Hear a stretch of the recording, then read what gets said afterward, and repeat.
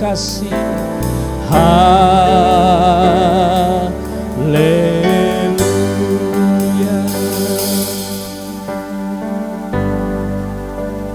Terima kasih Tuhan. Kami berada di tempat ini karena kami rindu menyembah-Mu Tuhan. Kami bersyukur atas semua kebaikan-Mu dalam kehidupan kami. Sehingga pagi hari ini kami tidak mau sia-siakan waktu yang Tuhan sudah berikan bagi kami. Tuhan Yesus, biar Roh Kudus-Mu sendiri yang turun atas kami. Kami hanya fokus untuk menerima kabar baik firman Kristus yang adalah roti kehidupan bagi kami. Buka pikiran kami Tuhan, buka setiap hati dan jiwa kami, karena kami rindu Tuhan. Haleluya. Bapak Ibu yang dikasihi Tuhan, mari bersama-sama kita katakan amin. Haleluya, puji Tuhan. Sudah duduk ya, puji Tuhan. Ya, buat tim musik boleh duduk di bawah. Terima kasih. Shalom. Saudara kasih dalam Tuhan, saya kira hampir mungkin setiap hari kita memegang HP kita pastinya gitu ya. Rasanya tidak bisa hidup tanpa pegang smartphone atau gadget. Dan menurut saudara, hal apa yang sering kali Anda tuliskan ketika mau menyapa orang lain, atau setelah sehari, 2 hari, seminggu, sebulan, setahun gak ketemu, apa yang akan Anda sampaikan di pertama kali? Apa kabar? Sama-sama katakan, apa kabar? Dan sebelum orang itu atau sesudah orang itu menjawab baik, kita berkata puji Tuhan. Atau sebelum dia jawab kita bertanya apa kabar, dan kita berkata semoga dalam keadaan baik-baik. Amin. Itu kita walaupun melakukannya mungkin kadang-kadang hanya basa-basi, tapi tahukah saudara bahwa Tuhan selalu ingin juga kehidupan kita dalam keadaan yang lebih baik daripada hari-hari kemarin. Amin. Dia selalu datang dan menyapa kita saudara. Tidak menunggu hari Minggu seperti ini kita duduk diam mendengarkan firman, tetapi pagi hari waktu Anda bangun dia berkata, anakku apa kabar? Mungkin kita dalam keadaan lemah, dalam keadaan sakit atau dalam keadaan apapun, tetapi Tuhan mau kita dalam keadaan baik-baik saja. Amin. Sehat-sehat saja. Nah, pagi hari ini kembali saya ingin membagikan kepada saudara yaitu kesehatan dan berkat melalui tubuh Kristus. Saudara, saya merasa perlu untuk menyampaikan ini kepada jemaat Tuhan. Ya, kita fokus saudara.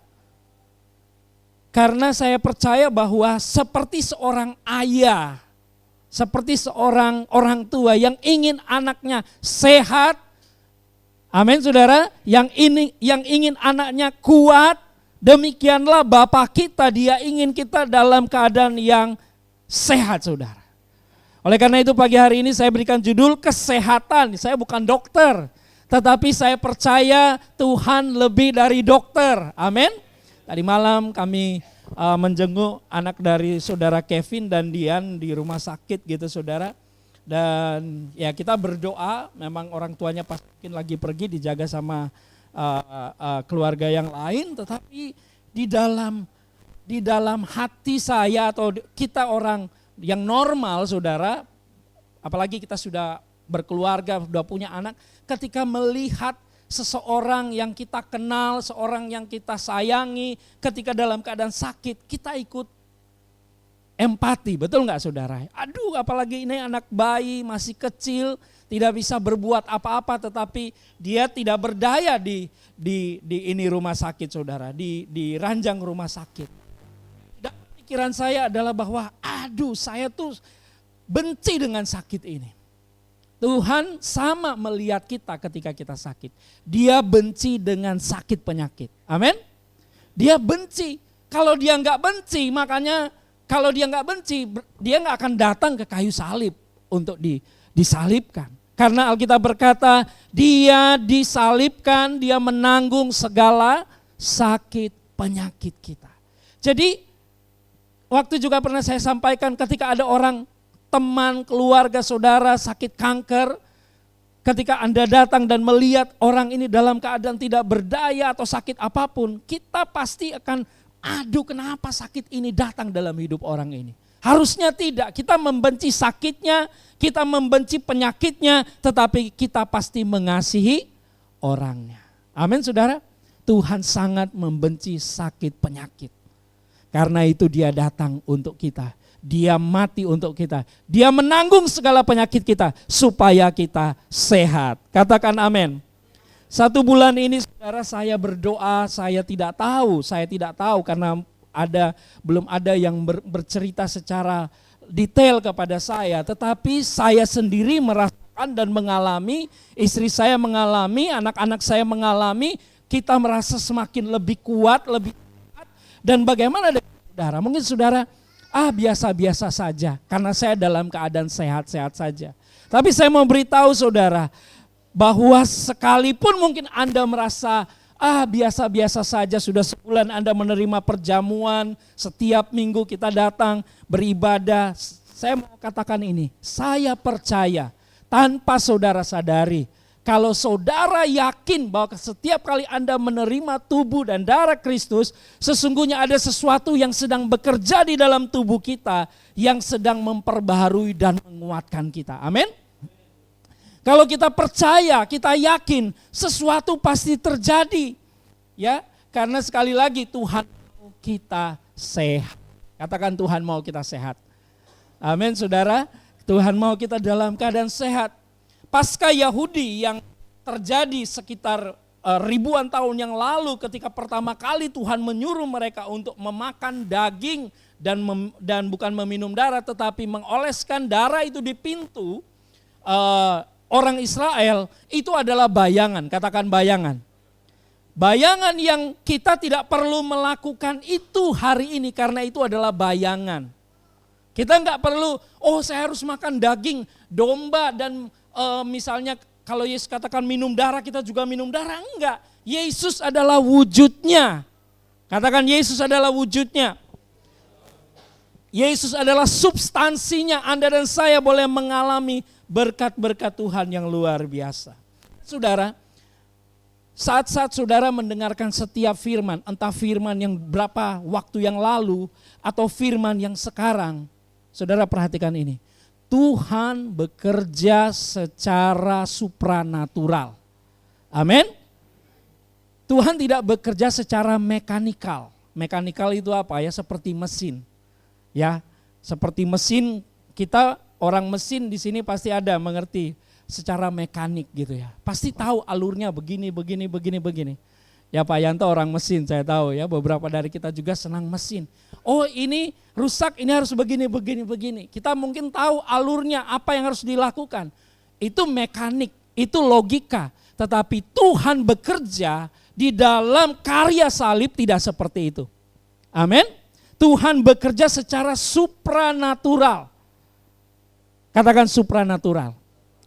Artinya sesuatu yang di luar batas pikiran kita, di luar batas kemampuan kita. Karena itu ketika Anda dan saya setiap minggu berada di gereja ini dan menerima perjamuan Tuhan, jangan Anda mencoba untuk berpikir secara mekanik gimana caranya. Tetapi yang Tuhan mau Anda percaya. Katakan percaya. Tetapi bukan berarti kita menjadi percaya yang buta, tidak.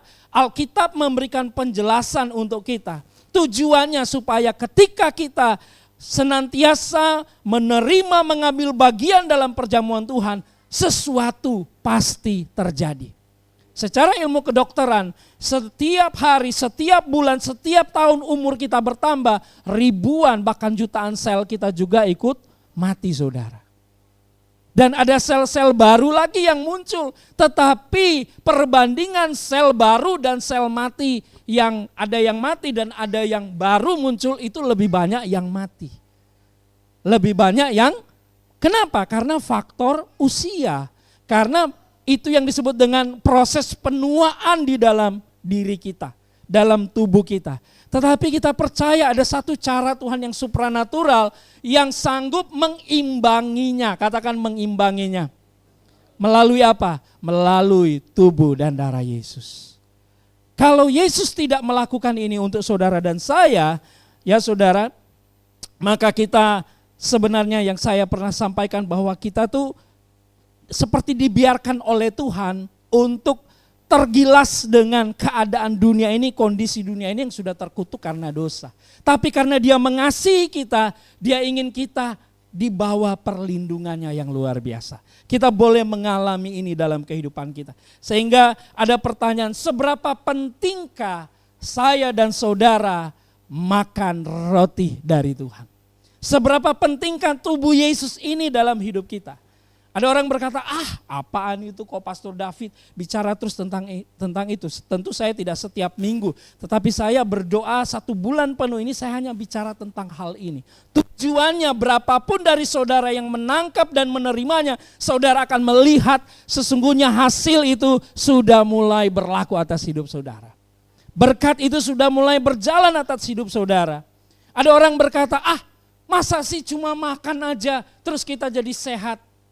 Ya memang makan membuat kita sehat, betul gak saudara? Tetapi tidak sesimpel itu sesungguhnya. Saudara ingat ketika di Taman Eden, ketika Adam pertama kali makan, yang dia makan adalah pohon yang salah. Pohon apa itu? Pengetahuan baik dan jahat atau buah yang salah. Dan dari makannya itu saudara, dari apa yang dimakan oleh Adam itu membuat kita semua jatuh. Katakan jatuh. Dari apa yang dimakan oleh Adam menyeret kita semua masuk dalam kut dosa yang endingnya adalah kematian. Cuma karena makan. Sekali lagi, cuma karena makan. Bukan ngambil uang, bukan maling, bukan korupsi, bukan hal-hal yang mungkin mukulin orang, kejahatan membunuh orang, tidak. Tapi cuman makan doang. Katakan kiri kanan, cuman makan doang. Tapi makan ini membuat manusia semuanya jatuh dalam dosa. Sebenarnya bukan masalah dia saat memakan, tetapi pilihannya ketika dia memakan buahnya buah yang salah. Yang Tuhan katakan di taman ini ada buah yang gak boleh kamu makan. Yaitu buah pengetahuan baik dan jahat, tetapi ada satu pohon yang lain namanya pohon kehidupan. Inilah yang setelah Adam makan buah pengetahuan baik dan jahat, dia pertama kali tergoda oleh istrinya, bersama-sama mereka makan itu jatuh, dan sejak saat itu Tuhan menutup akses untuk jangan sampai dia makan pohon kehidupan. Gak boleh dia makan pohon kehidupan. Saudara bayangkan kalau dia masih bisa menjangkau dan memakan pohon kehidupan, maka sesuatu pasti yang tidak dikehendaki Tuhan terjadi. Dengan kata lain, Adam tidak akan pernah mati, tetapi Adam tidak pernah bisa dipulihkan lagi. Karena dia memakan pohon pengetahuan sebelumnya baik dan jahat, dia jatuh. Kalau dia makan pohon kehidupan, maka kejahatannya itu tidak bisa dipulihkan. Dengan kata lain, seluruh manusia dunia ini tidak ada yang bisa dipulihkan oleh Tuhan. Karena ada di dalam kekekalan kejahatan dari awal sampai akhir. Karena itu Tuhan langsung membuat pagar, Tuhan langsung mengusir Adam dan Hawa keluar dari Taman Eden itu. Nah, saudara perhatikan, cuma karena makan, oleh karena itu, saudara dengar baik, oleh karena itu Yesus perlu datang. Hanya Yesus yang bisa membuka akses itu, yang tidak bisa didatangi oleh Adam lagi. Dia disingkirkan dari Taman Eden, dan Yesus sendiri harus turun, dia dari sorga, dia turun ke bumi. Untuk apa? Supaya kita yang tidak punya pengharapan, kita yang gak punya kepastian bahkan kematian karena dosa, bisa dipulihkan dengan memakan dari pohon kehidupan, yaitu Yesus Kristus. Saudara bisa mengerti sampai di sini? Adam makan buah pengetahuan baik dan jahat, dia mati. Katakan mati. Mati, jatuh dalam dosa. Kita semua ikut berdosa. Dan dia gak bisa memulihkan dirinya sendiri karena Tuhan sudah menutup akses itu. Tapi satu-satunya cara Yesus harus datang, dan hanya Yesus yang bisa membuka jalan untuk orang bisa dipulihkan dan menerima buah pohon kehidupan itu. Yaitu tubuh Yesus. Tubuh Yesuslah yang menjadi pohon kehidupan yang kita terima hari ini. Di dalam Yohanes 6 ayat 54 sampai 58 saya ingin membahas sedikit pada kita pagi hari ini, karena itu Yesus berkata, barang siapa makan dagingku dan minum darahku, ia mempunyai hidup yang kekal dan aku akan membangkitkan dia pada akhir zaman. Next, ayat 55. Sebab, mari baca bersama-sama, dagingku adalah benar-benar makanan dan darahku adalah benar-benar minuman. Sekali lagi saudara melihat di sini, Yesus membuka akses yang baru. Tadinya dihalangi oleh Tuhan, tidak ada manusia yang bisa hidup lagi. Artinya tidak ada manusia yang memiliki akses untuk dapat diselamatkan oleh Tuhan. Tetapi melalui karya salib Yesus, dia berkata, dagingku adalah benar-benar makanan. Jadi waktu Anda menerima perjamuan, ini benar-benar adalah makanan. Katakan makanan. Untuk apa? Hidup kita, saudara. Untuk hidup kita mengalami semua janji Tuhan di dunia ini berkat, dan darahku untuk pengampunan atas dosa-dosa kita. Sehingga kita dilayakkan. Amin. Ya, next ayat 56. Saudara lihat. Barang siapa makan dagingku dan minum darahku, ia tinggal di dalam aku dan aku di dalam dia. Ini paralel dengan apa yang Yesus katakan di Yohanes 15. Yesus berkata, barang siapa tinggal di dalam aku di dalam dia, ia seperti apa saudara? Ranting yang berbuah. Artinya hidup kita diberkati oleh Tuhan. Jadi menerima perjamuan itu bukan sekedar sakramen ritual biasa, tapi ada sesuatu yang Tuhan mau transferkan dalam hidup kita. Yaitu secara fisik, secara jasmani, kita kuat, kita sehat, dan kita juga mengalami berkat-berkat yang luar biasa dari Tuhan. Rohani dan jasmani. Tetapi masih banyak orang yang, itu mah sensasi belaka. Kadang-kadang ada orang berpikir seperti ini. Emang ada kuasa tadi dalam perjamuan Tuhan itu? Ada orang berpikir seperti itu, bahkan orang Kristen. Memang ada kuasa, itu kan cuma sekedar roti. Saudara, ketika Yesus datang sebagai juru selamat bagi orang Israel, saudara perhatikan di Injil dikatakan ada beberapa orang berkata, adakah yang baik dari Nazaret? Ya kan, saudara pernah baca ayat itu? Orang-orang mulai mencibir, emang dari Nazaret itu ada yang baik? Karena rupanya kampung Nazaret itu di mana Yesus tinggal adalah kampung yang tidak terlalu populer atau mungkin orang-orang biasa yang gak ada apa-apanya. Terus tiba-tiba ada seorang yang disebut dari Nazaret. Dia siapa namanya? Yesus, makanya kita disebut Nasrani dari kata Nazaret itu. Ya saudara, adakah yang baik, adakah sesuatu yang luar biasa dari Nazaret? Dunia berkata bahwa enggak ada apa-apa dari Nazaret. Dunia berkata hari ini enggak ada apa-apa dengan Yesus. Tetapi Yesuslah yang sudah melakukan perkara yang luar biasa untuk kita. Amin. Dan Yesus tidak pergi begitu saja, dia langsung naik ke sorga. Tetapi dia memberikan sesuatu yang sangat penting. Dan saya percaya saudara bisa alami itu. Selama kita dipercayakan hidup di dunia ini, kita bisa menikmati semua berkat Tuhan yang dia sediakan. Yaitu melalui tubuh dan darahnya.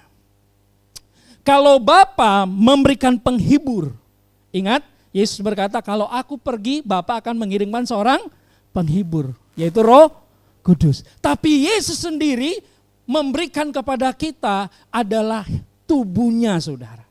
Hidupnya untuk kita supaya kita mengalami berkatnya.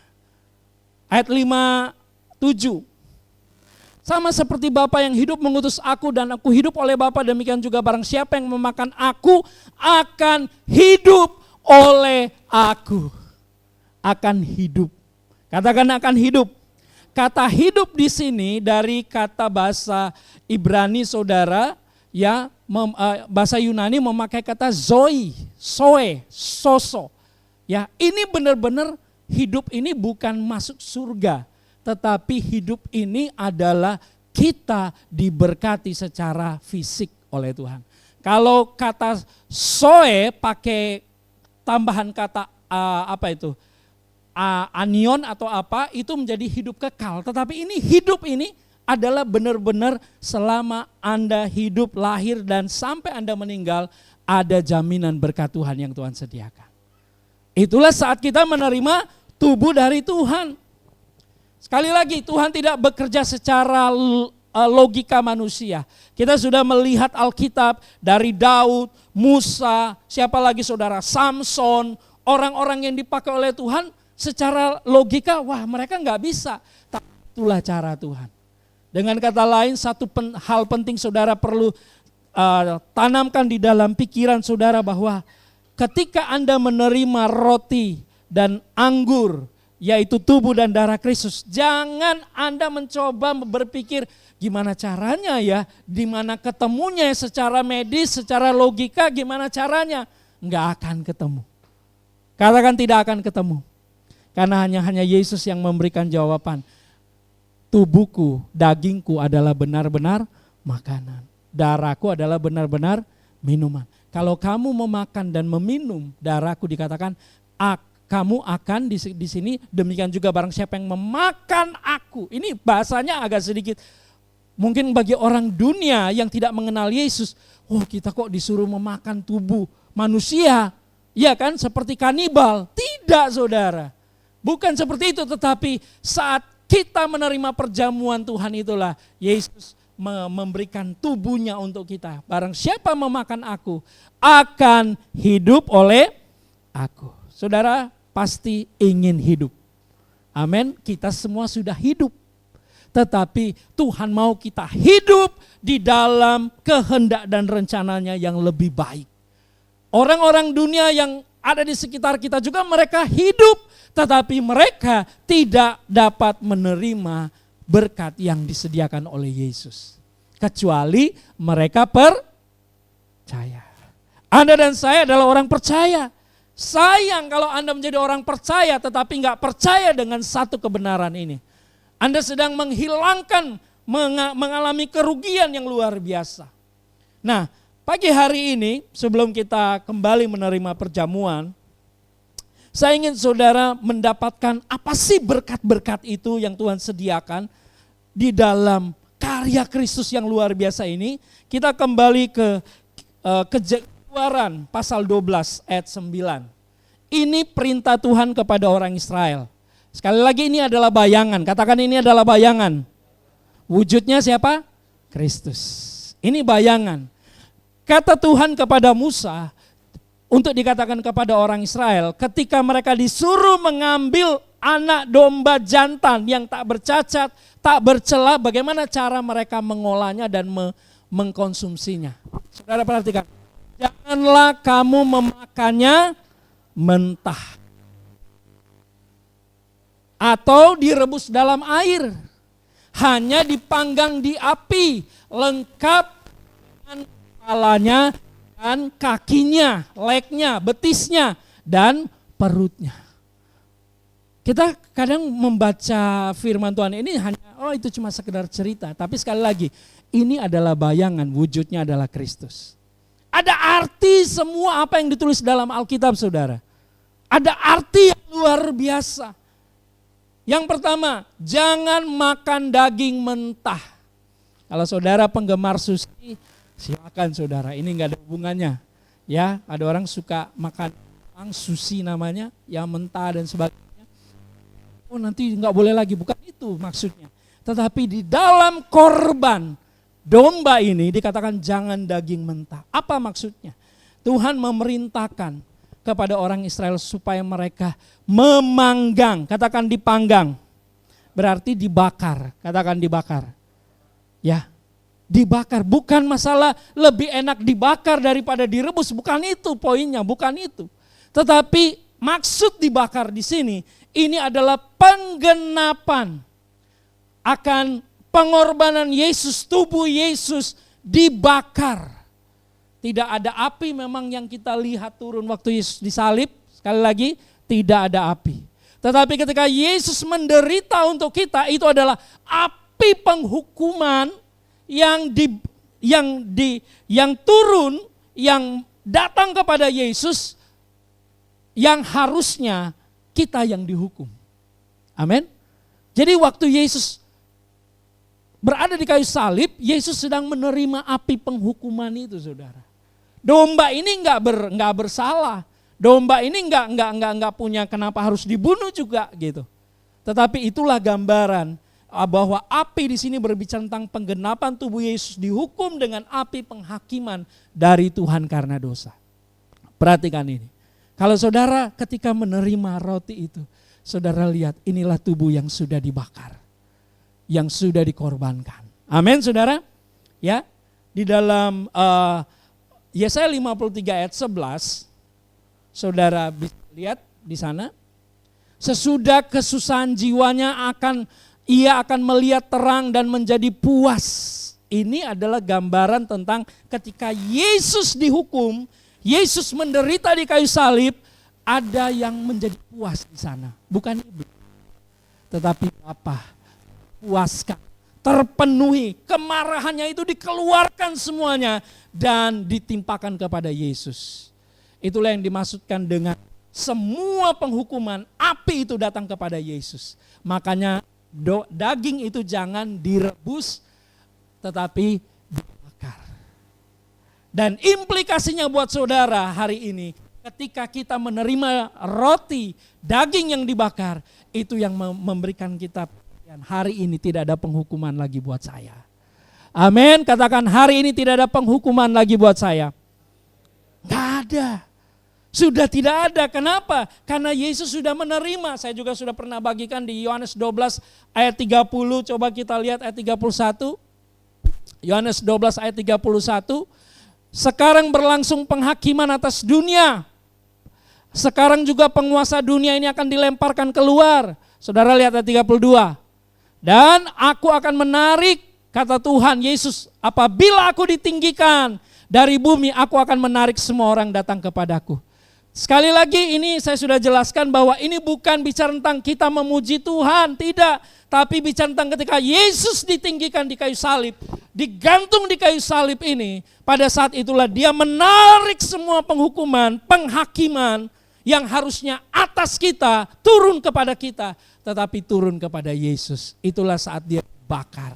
Ada satu perkataan Yesus di salib, dia berkata, aku haus. Panas sekali saudara. Dia sedang mengalami kehausan yang begitu. Karena Yesus sedang menjalani sebuah penghukuman api kudus dari Tuhan untuk membakar semua dosa-dosa kita. Haleluya, amin saudara. Sehingga implikasinya atau berkatnya yang pertama, jangan makan mentah adalah buat kita, yaitu setiap penghukuman, setiap penghakiman, setiap hal yang buruk, sakit, penyakit, kutuk, tidak lagi jatuh atas saudara. Amin. Katakan, di dalam saya tidak ada sakit penyakit. Kenapa? Kan kita manusia biasa masih bisa sakit. Iya, tetapi harus klaim janji Tuhan. Semua penyakit sudah ditanggung oleh Yesus. Seringkali kita nggak terlalu hanya ketika sakit datang kita kompromi dengan sakit. Malah ada orang yang pingin sakit saudara. Supaya nggak masuk kantor misalnya gitu. Ada orang yang pingin kelihatan sakit supaya dikasihani. Tuhan nggak mau kita sakit. Karena itu dia mengalami sakit yang begitu rupa buat kita. Sehingga penghukuman tidak lagi diberikan kepada kita. Saudara, kalau ada orang yang dihukum pada sebuah kasus dan dia sudah dihukum, maka orang itu tidak bisa dihukum kedua kali pada kasus yang sama. Itu namanya double jeopardy. Double jeopardy adalah sebuah hukum yang berlaku secara luas di mana-mana. Kalau orang itu sudah dihukum, misalnya saya nih mencuri, terus saya dihukum 5 tahun atau 5 bulan di penjara. Setelah saya keluar, saya nggak bisa dituntut lagi dengan hukuman yang sama. Kenapa? Karena hukuman itu sudah dijalani. Anda dan saya tidak bisa dihukum. Karena Yesus sudah menjalani hukuman itu untuk kita. Amin.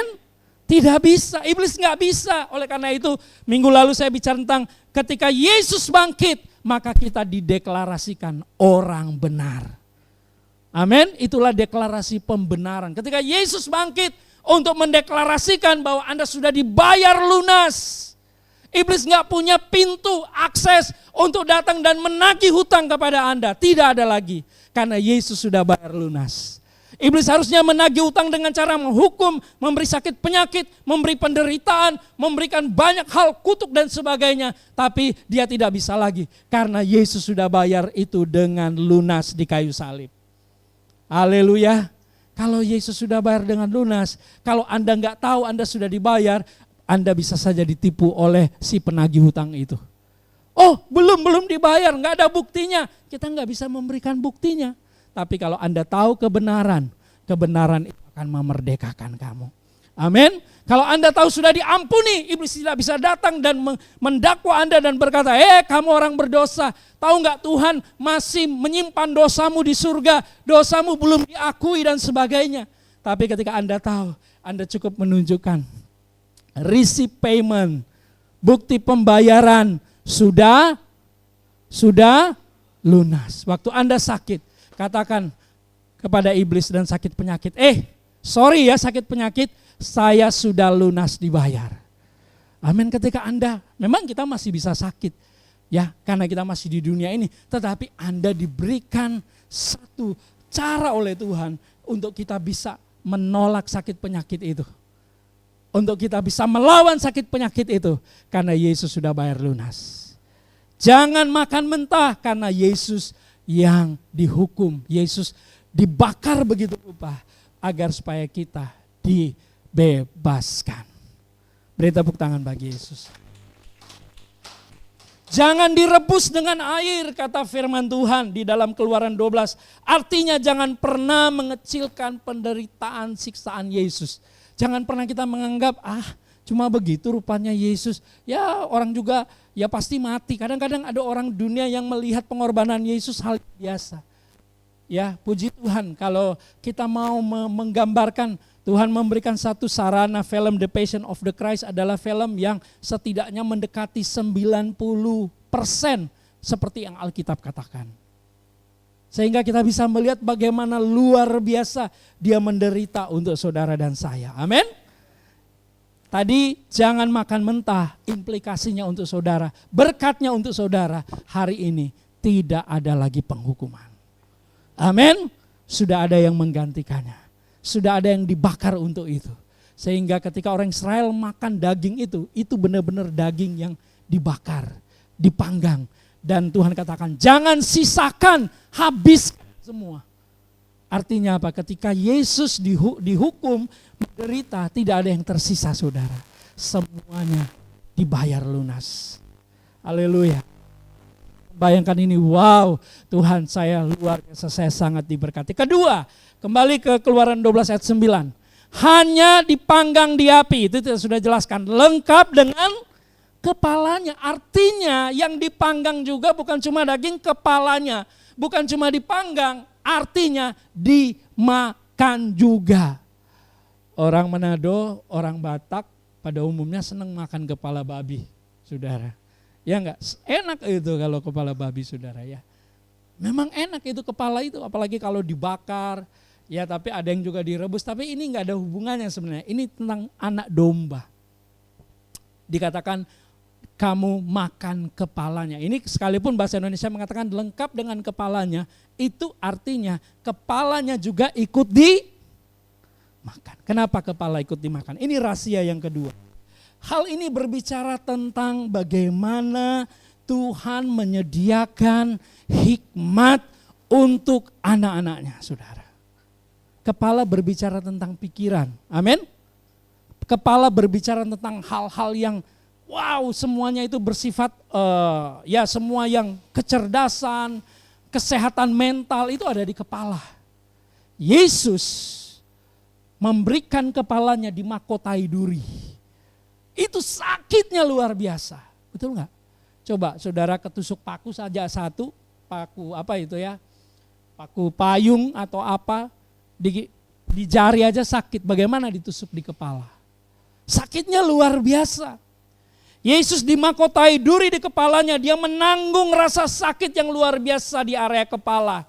Kepala adalah pusat berpikir. Jadi Anda dan saya ketika makan roti itu saudara sudah memakan dagingnya, saudara juga memakan kepalanya.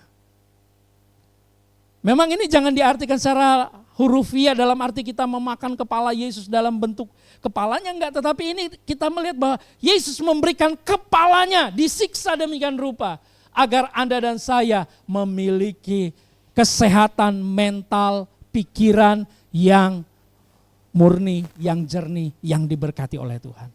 Amin saudara. Kita ingin anak-anak kita pintar, betul?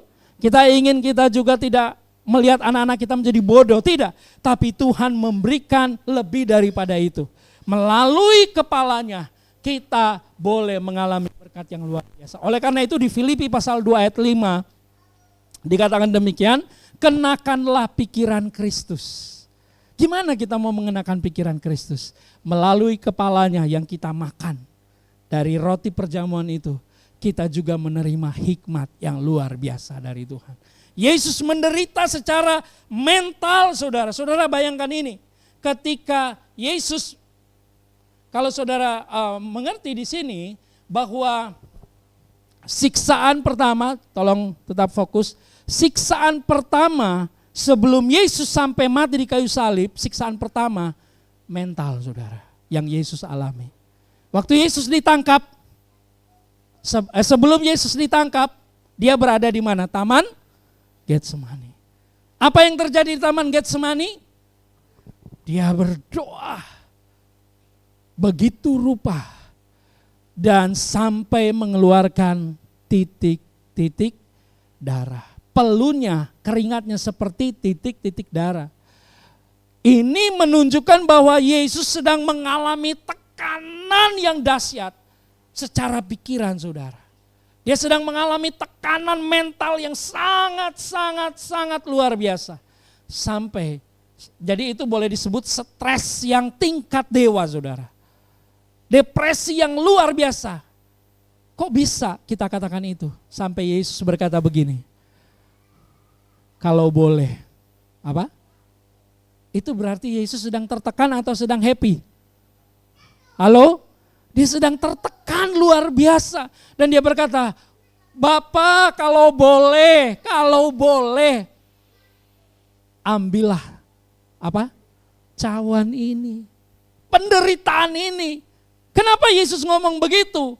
Kan dia Tuhan, jangan lupa dia juga manusia 100%, amin. Dalam kemanusiaan dia tidak mampu, dia merasa nggak bisa. Tetapi ketidakmampuan secara pikiran itu dia gantikan dengan bentuk penyerahan dan percayanya kepada Bapaknya. Tapi bukanlah kehendakku yang jadi, melainkan kehendakmu. Itu saat dia sedang mengalami satu tekanan stres yang luar biasa yang dialami oleh Yesus. Itu ada di kepala saudara. Artinya hari ini setiap stres, depresi, ketakutan, keraguan, kebimbangan, apapun yang Anda alami, itu sudah ditanggung oleh Yesus di kayu salib. Amin. Wow, luar biasa. Saya merenungkan ini, wow Tuhan, memang kadang-kadang kita ada saat di mana kita stres, tapi saya ingat ini, makan kepalanya, berarti kita menerima berkat di mana dia bisa memberikan ketenangan. Haleluya. Amin. Dia bisa memberikan ketenangan.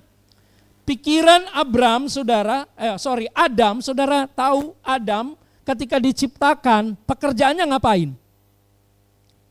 Ada yang tahu? Semua tahu dong. Dia menamai semua spesies binatang yang ada di taman itu. Dan sudah pasti semua binatang yang ada di bumi saat ini, itu dinamai oleh Adam. Kalau bukan otak yang sangat brilian, yang hikmat yang luar biasa, tentu dia tidak bisa melakukan itu. Itu dia lakukan sebelum dia jatuh dalam dosa. Betul kan? Artinya ketika Yesus memberikan kepalanya dan dia disiksa demikian rupa, artinya hari ini melalui pengorbanannya, melalui dia mengalami stres yang luar biasa, semuanya itu berbalik kepada saudara menjadi berkat yang luar biasa. Ada lagu ulama yang berkata, dia kaya menjadi miskin supaya kita menjadi kaya. Dia lemah, dia kuat menjadi lemah supaya kita menjadi kuat.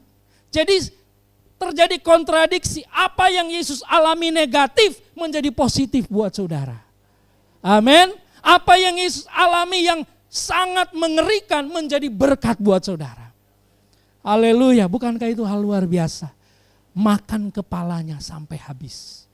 Dan Yesus mengalami ini saudara. Dan Taman Getsemani bukan taman tamasya, bukan tempat bertamasya. Sekarang ada orang namain Taman Getsemani, Taman Doa atau Gereja Getsemani. Getsemani artinya tempat pemerasan minyak. Tempat pemerasan pembuatan minyak zaitun. Minyak zaitun itu enggak tiba-tiba jadi minyak, tetapi itu digiling dengan batu, diperas dan keluar minyaknya. Jadi Yesus sedang mengalami stres yang luar biasa. Dia sedang mengalami tekanan yang luar biasa untuk Anda dan saya boleh mengalami satu kemenangan. Amin. Ketenangan. Minyak sekarang sudah dijual di toko-toko. Saudara boleh membeli minyak zaitun. Ya, olive oil, baik ada yang buat kulit, ada yang buat dimakan. Dan ternyata minyak zaitun itu memang manfaatnya luar biasa saudara. Pertama, minyak zaitun itu minyaknya itu digunakan untuk menjadi bahan bakar di bait Allah, menorah. 7 kaki dian itu pakai minyak zaitun. Yang kedua, minyak zaitun itu digunakan untuk pengobatan. Dan yang ketiga, minyak zaitun itu untuk membuat kulit awet muda. Kalau saudara belum pernah pakai minyak zaitun, pakai minyak zaitun saudara. Ya, istri saya suka pakai gitu ya. Saya kalau kadang ada kegores, ada luka selain obat setelah itu saya kasih minyak zaitun. Dan itu kulit setidaknya lebih baik saudara. Tetapi kita kembali kepada tentang Taman Getsemani. Berkat-berkat ini Tuhan berikan dalam hidup kita. Kita tidak stres lagi. Karena Yesus menanggung semuanya itu di kayu salib. Amin. Makan kepalanya. Jadi waktu Anda menerima roti, kalau Anda sering takut, sering ragu, sering stres, sering depresi, sering uring-uringan, sering gak jelas, terima tubuh Yesus. Di situ ada kepalanya. Amin. Yang memberikan kita ketenangan. Satu ayat saudara di dalam firman Tuhan tentang ketenangan ini ya, yaitu ketika dikatakan di Yesaya 53 ayat yang kelima. Ini perlu supaya saudara dapat konteksnya. Yesaya 53 ayat yang kelima. Tetapi dia tertikam oleh karena pemberontakan kita, dia diremukkan oleh karena kejahatan kita. Dan kalimat selanjutnya, ganjaran atau hukuman yang mendatangkan, bahasa Inggris bukan keselamatan, peace, shalom, ketenangan, sukacita bagi kita ditimpakan kepadanya. Artinya Yesus mengalami ketidaksukacitaan, Yesus mengalami stres yang luar biasa supaya Anda mengalami kedamaian. Yesus pernah berkata, damai sejahteraku kuberikan kepadamu, damai sejahteraku kutinggalkan bagimu. Waktu Anda memakan kepalanya, Anda mengalami satu damai sejahtera yang luar biasa. Damai sejahtera itu bicara tentang jiwa dipulihkan, mental kita dipulihkan, kesehatan mental kita dipulihkan. Dan saya percaya bahwa ketika Anda kapanpun Anda menerima roti itu, Tuhan sedang memulihkan memori saudara. Amin. Tuhan sedang memberikan hikmat yang baik. Yang suka lupa, yang suka pikun saudara, ya aduh masih muda kadang-kadang ketemu siapa namanya Pak, namanya gitu ya. Misalnya contoh, padahal baru ketemu udah lupa nama. Saya pernah seperti itu, mungkin juga kadang-kadang. Tapi saya percaya Tuhan akan pulihkan dan kita enggak cepat lupa, amin. Bahkan mungkin lupa namanya, nama saya siapa ya. Karena saking menurun. Semua proses di dunia ini kita menurun. Tetapi kalau Anda makan tubuh Yesus Kristus, kepalanya Tuhan pulihkan. Amin. Tuhan pulihkan. Anak-anak kita percaya. Kasih pengertian kepada mereka. Mereka menerima perjamuan.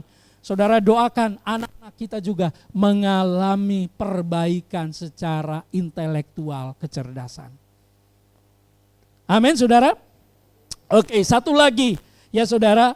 Yang berikut Luka kembali ke Keluaran. Makan kepalanya, sekarang betisnya saudara. Coba Keluaran 12 ayat 9 tadi ditayangkan ulang Bu. Ya. Lengkap dengan kepalanya dan betisnya. Apa ini betis saudara? Kaki. Leg kaki. Kenapa Tuhan mau pulihkan? Tuhan mau mereka makan betisnya juga sampai habis. Saudara tahu orang Israel ini mereka statusnya budak, bukan tuan. Mereka budak. Budak itu terbatas atau tidak terbatas? Terbatas. Kalau ada di area ini mereka nggak bisa keluar dari komplek ini. Mereka kalau jalan paling jauh mungkin 5 kilometer. Sedangkan sebentar lagi Tuhan akan keluarkan mereka berjalan ratusan kilometer saudara. Dan Tuhan pulihkan. Tuhan mau kaki mereka kuat. Jadi mereka makan kaki dari anak domba ini. Ini juga memberikan pengertian kepada kita. Saudara, Yesus itu dia dihancurkan dari atas sampai bawah, sampai kakinya. Ya, sampai kakinya dihancurkan. Kalau saudara membaca Yesaya 53 kita nggak ada waktu, sampai kakinya dihancurkan. Supaya kaki Anda sehat dan kuat. Amin. Kaki-kaki yang mulai lemah saudara, karena usia kita mulai berkurang, tetapi terima perjamuan Tuhan, kaki Anda akan lebih sehat. Amin. Lebih sehat, percaya hal ini. Mereka budak, mereka sebelumnya tidak pernah berjalan jauh, tetapi Alkitab berkata di dalam Mazmur 105 ayat 37, apa yang dikatakan oleh Alkitab? Pada saat mereka keluar dari Mesir dan setelah mereka makan daging anak domba itu, dikatakan dituntunnya mereka keluar membawa perak dan emas, dan di antara suku-suku tidak ada yang tergelincir, nggak ada yang lumpuh, nggak ada yang lemah, nggak ada yang pincang, semuanya berjalan dengan kuat dan sehat sampai di Gunung Sinai. Tidak ada satupun yang mati saudara. Kenapa sampai di Gunung Sinai? Sampai di Gunung Sinai nanti lain lagi ceritanya. Baru di situ mereka mengandalkan kekuatan mereka dan banyak mereka yang mati. Tapi selama mereka keluar sejak makan sejak makan daging anak domba itu, tidak ada yang tergelincir. Semua kuat. Ayo kita, walaupun Anda boleh berdiri sebentar, berdiri.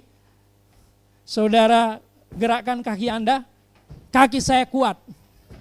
Amin. Haleluya. Saudara harus percaya hal ini. Ya. Dengan Pak Yanto berapa waktu lalu kita ke Tegal, wah katanya naik tangganya agak sulit. Pak, imani Pak, kaki kita lebih kuat, bisa naik tangga.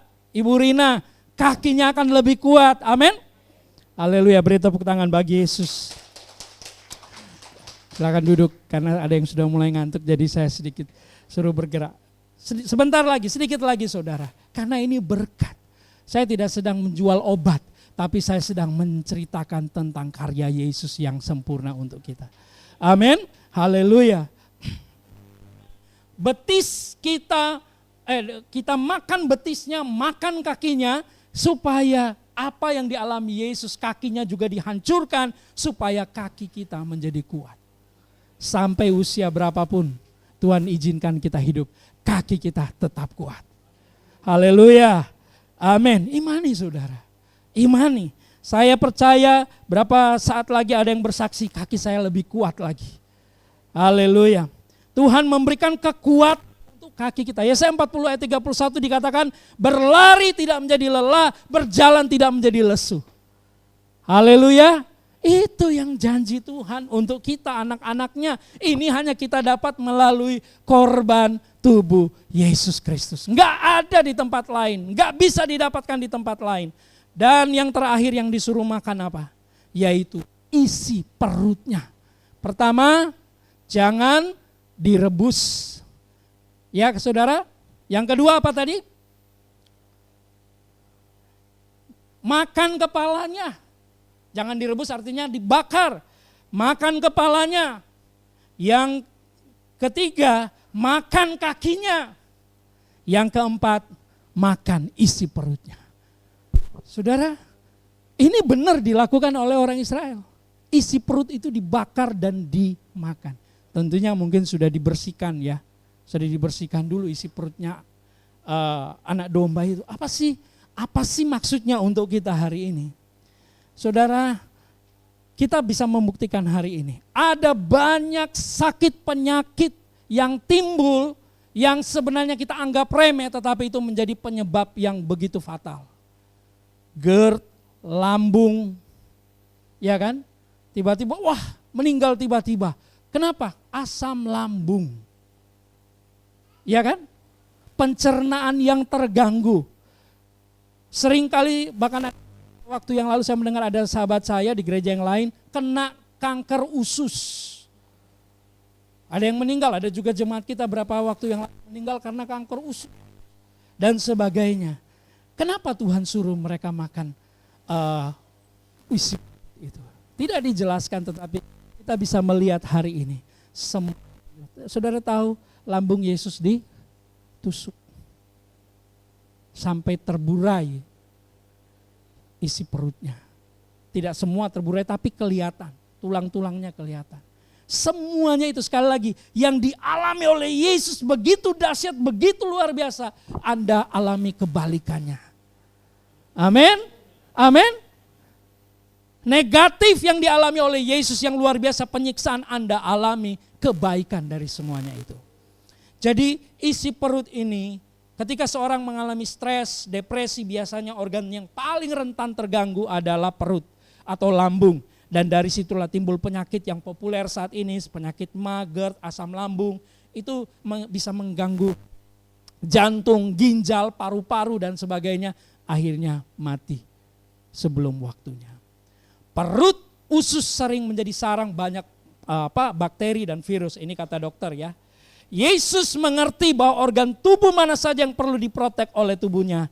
Ya saudara, kadang kita nggak tahu sakitnya ada di mana. Ada blank spot yang kita tidak tahu. Tetapi ini sudah menggambarkan dari kepala sampai kaki. Itu adalah tubuh Yesus yang kita terima hari ini. Amin. Sehingga Anda dan saya juga boleh mengalami sesuatu yang luar biasa. Haleluya. Sehingga pada pagi hari ini saudara, sebelum kita menerima perjamuan Tuhan, dua hal terakhir saya mau bagikan. Gimana sih sikap hati kita ketika kita mengambil perjamuan ini? Dua hal saudara, ini penting. Satu, jangan lakukan ini. Waktu Anda terima roti perjamuan ini, jangan Anda menganggap ini klenik. Tahu klenik? Ini jimat, bukan. Jangan anggap itu jimat. Jangan saat Anda bawa pulang ke rumah, Anda jaga begitu rupa, jatuh, aduh Anda merasa sudah berdosa atau misalnya hilang masuk tempat sampah, terus Anda merasa bahwa Anda sudah bersalah. Itu berarti Anda sedang klenik gitu ya, sedang menganggap itu sebuah petuah, sebuah jimat. Bukan. Roti dan anggur yang saudara terima bukan jimat. Katakan bukan jimat. Ya.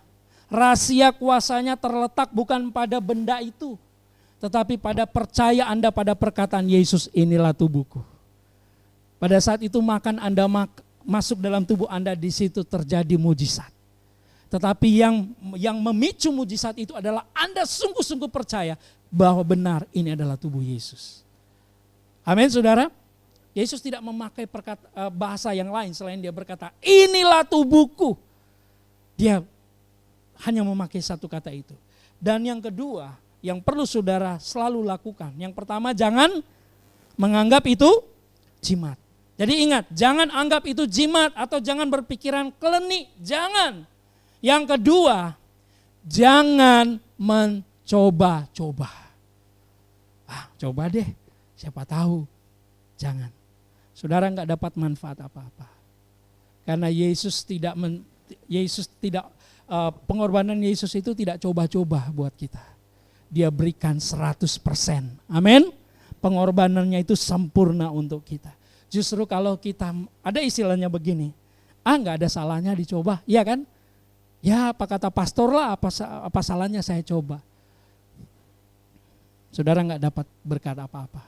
Jadi jangan mencoba di sini, berarti yang saudara harus lakukan adalah percaya sungguh-sungguh. Kalau saudara mau terima, terima. Kalau jangan, lebih baik saudara jangan ambil.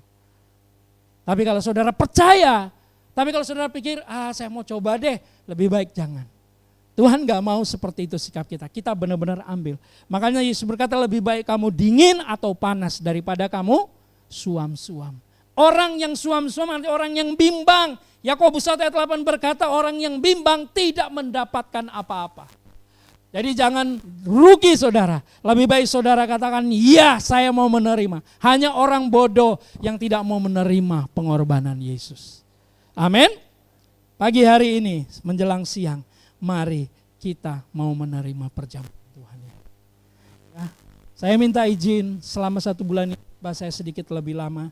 Tapi berikut-berikutnya kembali normal. Tetapi tetap kita selalu mengingat akan tubuh dan darah Yesus. Mari kita berdiri. Terima kasih Tuhan. Haleluya, haleluya. Kita nyanyikan lagi lagu haleluya ini dengan penyembahan, kita bersyukur.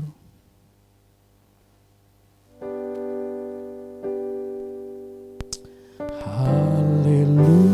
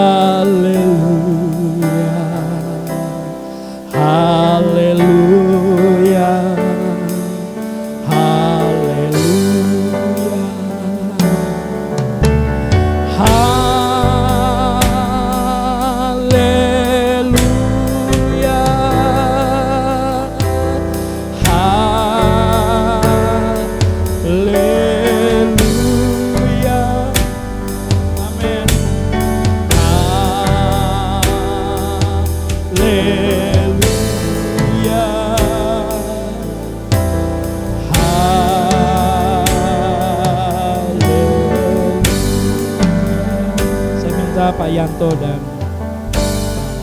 Iwan boleh membagikan. Haleluya, haleluya. Mari kita bersyukur untuk tubuh dari Yesus Kristus yang sudah diberikan untuk kita. Haleluya, haleluya, haleluya.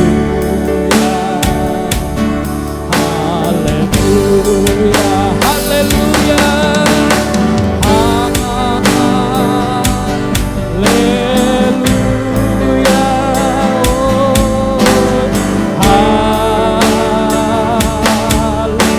haleluya, Yesus, haleluya, amin.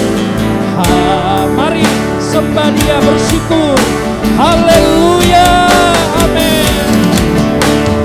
Haleluya,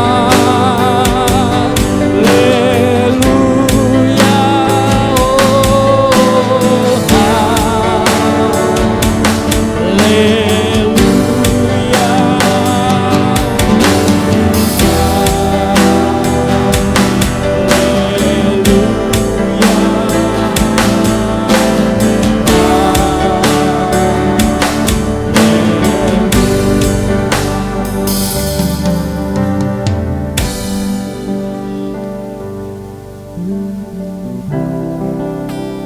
Mari kita menerima tubuh Yesus Kristus ini.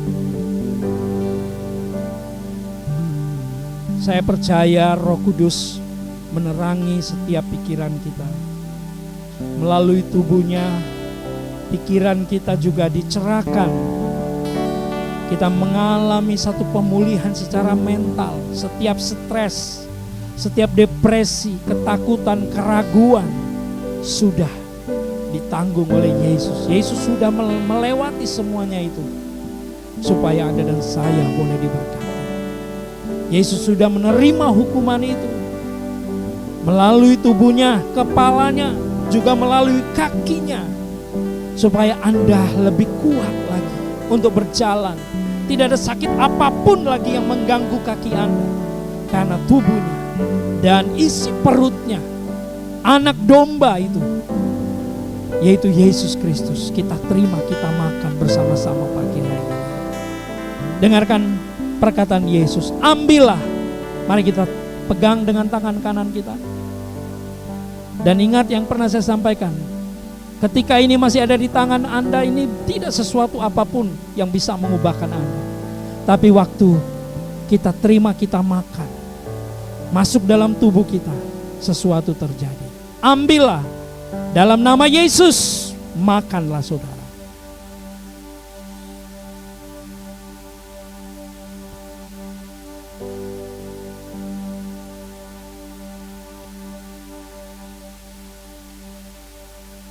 Haleluya.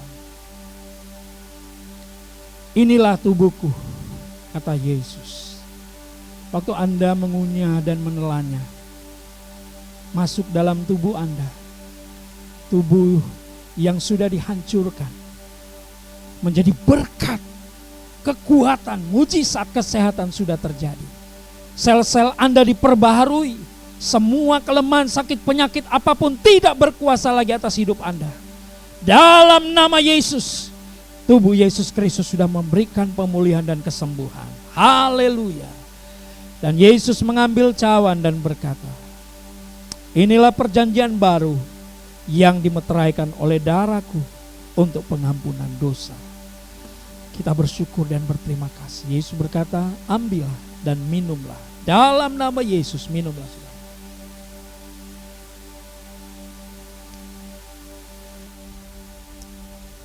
Haleluya. Haleluya.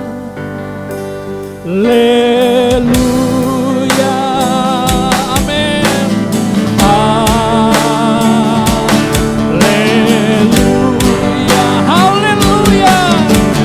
Haleluya.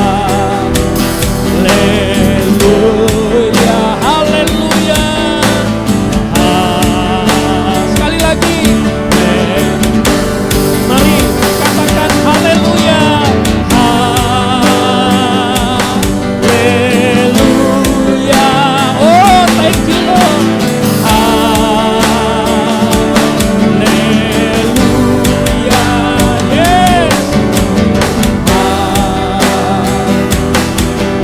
Haleluya. Amin.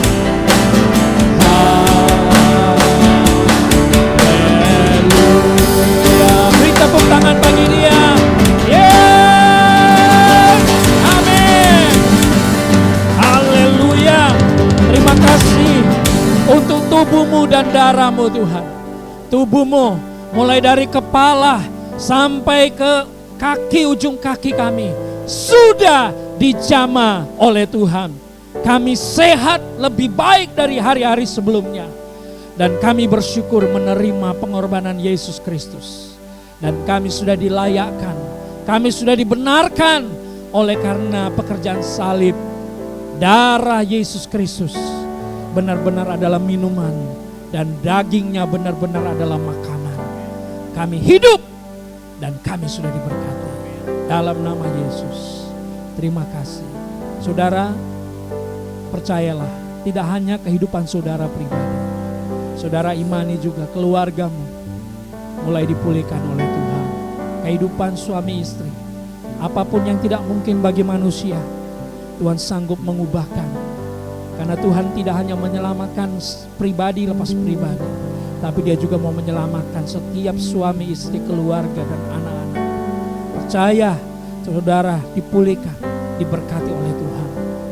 Terima kasih Tuhan, kami bersyukur. Haleluya. Semua yang sudah diberkati bersama-sama katakan amin.